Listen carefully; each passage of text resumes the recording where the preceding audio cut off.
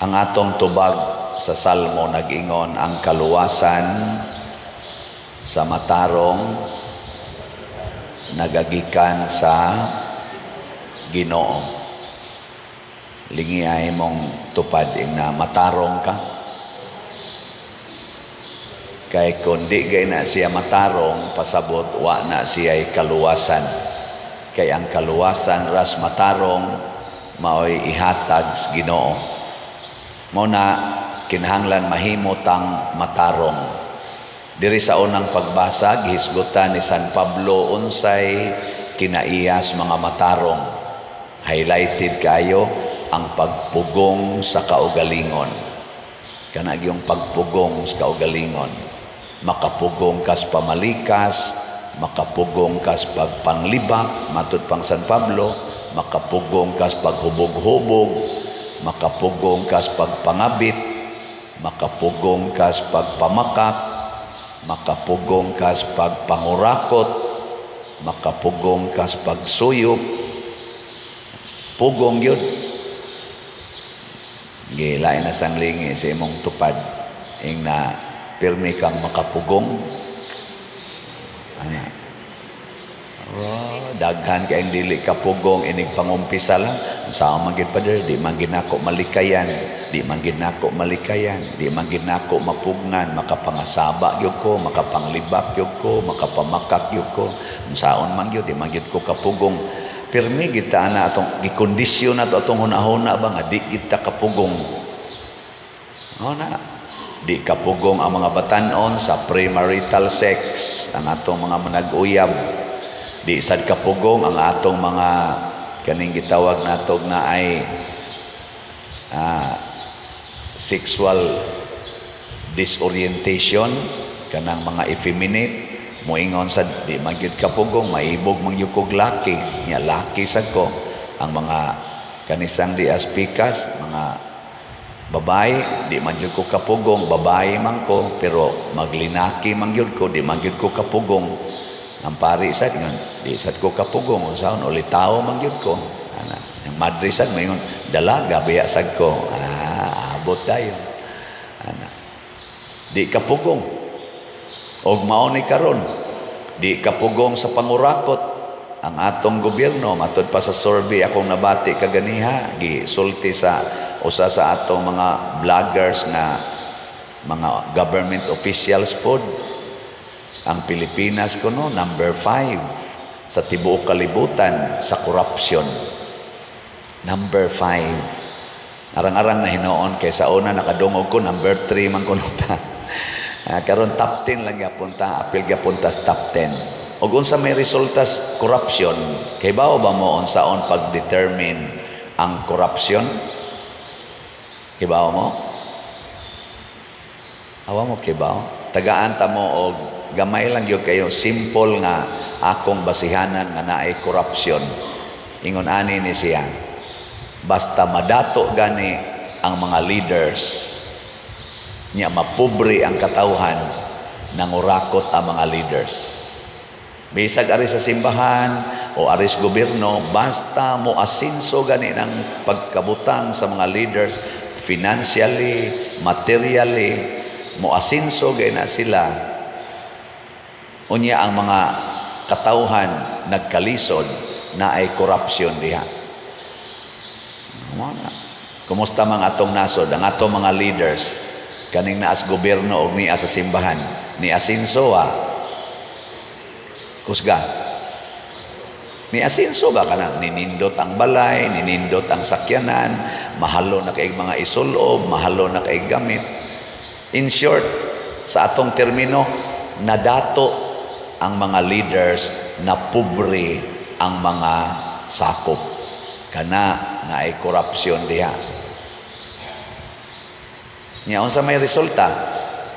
Dili sila kapugong sa pagpangawkaw. Karon ay tanawan ninyo social media sa side ni sa atong gobyerno Di lang sa ta maghisgot sa side sa simbahan kay ni sikat man sa ning simbahan. Labi na gitong pag-take over ni Pope Francis, daghan kayong gipang suspenso mga pari, mga obispo, hasta kardinal kay napamatud-an nga nangurakot og maayo sa simbahan. Equal ra gid ta. Nya diri sa gobyerno karon tanawa social media gahisgot og bilyon, trilyon pagani nga kwartang nangawagtang nga wa gyoy masubay. Nya gasige ra sila focus anang hearing anang porting gamayang amount. Dugay na kay na pila na nakabuan gasigig hearing anang gamay kay amount, pero wa gyud hisguti kani mga gipang reveal nga bilyon, trilyon nga nga wa gyoy subay. Mao na sign sa korupsyon. Dili kapugong luoy kaayo no ang ato bang mga leaders murag yung mga batang gagmay. Kana bitang bata nga gamay nga naadik na sad sa sugal, labi na bisyo des computer ana. Di gid na sila kapiyalan. Kanang inyong mga anak kod kana mga teenager, tanawa makakita nagkwarta unsa dayoy buhaton. Kwaon sud bulsa. Basta na kwarta nga tan ilingi-lingi niya way taw kuha gina. Ako nalipay ko nga kining ato mga sasing boys dinhi murag kaduha katulo ng higayon. Dihay nabilin dihang cellphone gidang adto sa namo sa opisina kay manlimpyo na sila dinhi ikabuntag say hapon. Di ay cellphone. Naku very good. Diha pa sila nakit ang 500 nahog diha. Gidahan to ambot 500 baka to di baka to 1,000 basta 500 yang gida. Di ay nahibilin, di ay nakita na mo pader 500. Ako na dili ka ni 5,000 nya 500 ay inyong gihatag. Dili pa diroy ana nga bata ba. Nya subo kay palandongon nga ang mga dagko sad apil na sad may mga pari kanang ato mga leaders piyala na ganig kwarta sama anang budget para sa ato mga kanago mga infrastructures.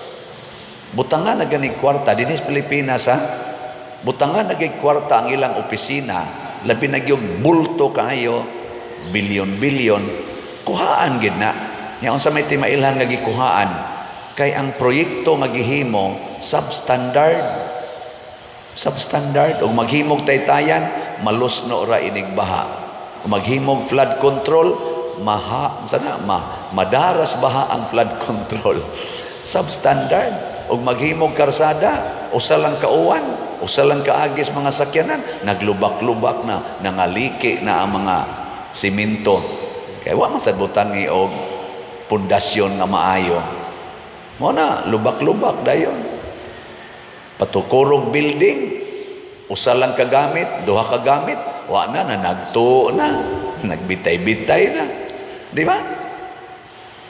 Nya tagaag budget para suga, imbis ang suga tag 500 ra, himuong 5,000. Mao nang do na tay kaso ana karon anang gitawag nila og katong gi-over kuan. Diha pa ganito'y kaso nga akong nadunggan nga kanang silhig ba? Silhig. Malit silag silhig kay para cleaning sa ilang city ba to o lungsod ba to? Nya imbis nga ang silhig kay tag 50 pesos man tingal itong usa ka bugkos. Aga may raman oy gipuno, duha raman ka zero. Ingwa maguna dako ag puno gud pa gud duha ra man nakasiro gipuno ana. Nya ni palit og mga almost 500,000 ka silhig. Gidistribute ngadto sa tanang mga para cleaning. Nya ang presyo gibutang og duha ka zero. Tag 50 nahimong. Sige. Kamo dihay kwenta. Diha patoy usa ka lugar nga akong giadtuan. Dugay-dugay na noon dugay-dugay na dili ni karon. Ay nalingaw lang ko ba gamisa ko didto ingon dayon ang kaning gadana ko pader pakitaon ti kag kinamahalan nga dining set kanang lamisa ba mga papariha ra gud ani katas unona sobra lagamay mga 8 or 10 seaters nga lamisa pakitaon ti kag lamisa pader nga porting Mindota kay mahal kay ni. Pagtanaw na ko, ordinaryo ro magnaong, nindot pa ng mo, sakka ko ng mga balay, nga nindot kay mga lamisa. Hibaw kag pilay presyo ani Father. Ikaw, bana-bana ka. Ako yung gipadaan. Nako, kani na ginis mga, siguro 150,000. Pero akong tanaw gud mga 50,000, okay na kay ito Mahal na ganin 50,000. Insya, 150 pa der. Nako, insya, butang ilan nagduha ka zero.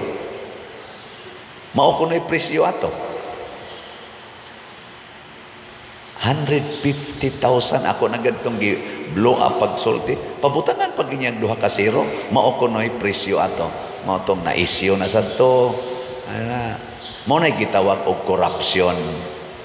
Ang gamayng gasto, himuong dako, pero ang dakong project, himuong gamay. Isubstandard. Mao na. Why pugong? Mo na ingo San Pablo, pugong yun. O kinsa may makapugong ang buotang sulugoon. Matod pa ni Kristo diri sa atong ebanghelyo, ingna gid ninyo ang inyong kaugalingon. Mo na ni ang atong mindset ba? Sulugoon ako, nagtuman lang ko sa akong katungdanan. Ayaw kong pasalamati, ayaw kong tagaig kwarta nga para ako. Kaya kani mangong ato mga leaders nga mga korap, gusto kay sila nga inighuman sa ilang termino, makabenepisyo sila. Dili sulugoon ang ilang pagtratar sa ilang kaugalingon. Unsa may ilang pagtratar, amo, mga amo sila, mga isog kay sila. Kana lang atong hiring-hiring diha. Ako bisan ako pay gihiring. Simbak ko yung tao, hiringon ko dito. Pagka mga isog, singhag, nako, kani sila no, pag-apply ani nila o kana ganing, kanang sa eleksyon, mga buutan kay ni sila. Mga tugin ni sila na mga suok-suok, kalapang lamano, yun, ay,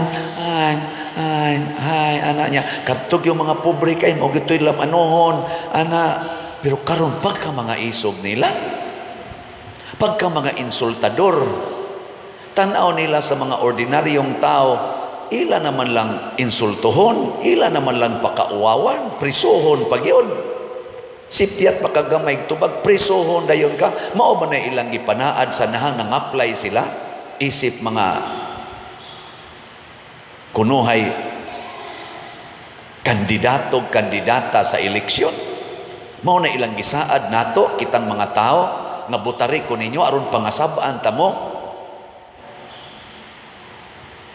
Mao na ay mo kabalaka mga government officials kasi inyo sa kong misquote lang kami sang mga pari kaming niya sa simbahan apil na mga pastors naa sad mi batasan parehas inyong ug di mi kamaong mupugong sa among kaugalingon luos lang sad mig pahimos aning ginagmayng kolekta nagihatag sa mga kabos. Luos lang sa migpadato sa among kaugalingon. Panindot anang among mga sakyanan, pamalit anang mga yuta, pamalit anang mga panghimo anang mga balay nga nindot kaayo tungod lang kay napari na obispo na cardinal na dagko na kay mga kwarta. Kontra mangani na sa atong Santo Papa, kontra na sa atong Ginoo, kontra na sa kinabuhi sa mga santos. Muna kitang tanan magbantay taani. Luoy kaayo. Ang atong nasod karon luoy kaayo. Pearl of the Orient. Elementary pa ko gitudloan na mi ana. Nga kita ko no, Pearl of the Orient. Kung sa tawag ninyo, perlas ng silangan. Sinilangan. O silangan. Perlas ng silangan. Silangan. Silinganan? Sinilangan? Silanganan. Silanganan. O sige. Saon lagi ning atong Tagalog nga mura sa perlas pakata. Sa inyong tanaw ang Pilipinas karon perlas na nga iniguan o gamay baha dayon. Nya mga matay pa gyud perlas pa na. Perlas pa na ang atong utang porti ng dakua. Trilyon. Perlas pa na nga nangawagtang ang kwartang bilyon, trilyon. Why? Subay-subay o hain pa dong. perlas pa na.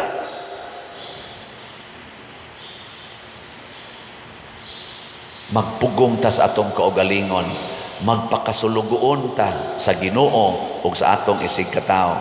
Ako, badlunga ko ninyo. Kumusta mga atong parokya? Saman, murag perlas o dili? Ambot lang.